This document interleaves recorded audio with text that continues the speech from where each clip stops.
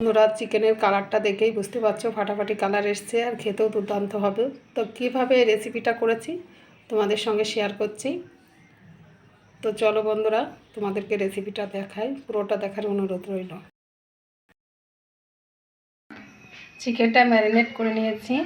আদা বাটা, রসুন বাটা, জিরে বাটা, পেঁয়াজ বাটা, শুকনো লঙ্কা বাটা, দারচিনি, এলাচ সব কিছু মশলা বেটে টমেটো কুচি দিয়ে, রসুন থেতো দিয়েছি, পেঁয়াজ কুচি দিয়েছি, লবণ, হলুদ, লেবুর রস সব সাদা তেল দিয়ে ম্যারিনেট করে এই যে রেখে মাংসর ফোড়ন চড়িয়ে দিয়েছি।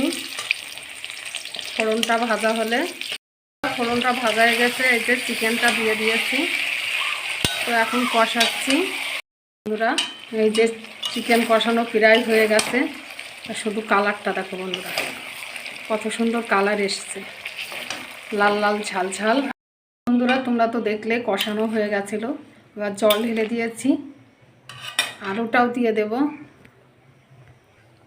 তো ঝোল ফুটে গেছে প্রায়। তো এই মুহূর্তে আমি আলুটা দিয়ে দিচ্ছি আর কয়েকটা কাঁচা লঙ্কা।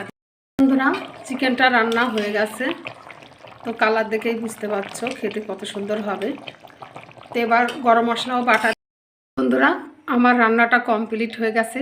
তা শুধু কালার দেখো বন্ধুরা, গুড়ির মতন কালার এসছে, লাল লাল টকটুকে কালার।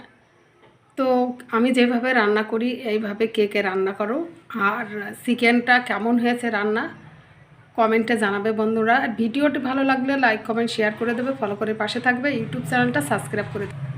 আর যেসব বন্ধুরা আমার ইউটিউব চ্যানেল থেকে দেখো, তো ইউটিউব চ্যানেলটা সাবস্ক্রাইব করে দিয়ে পাশে থাকবে।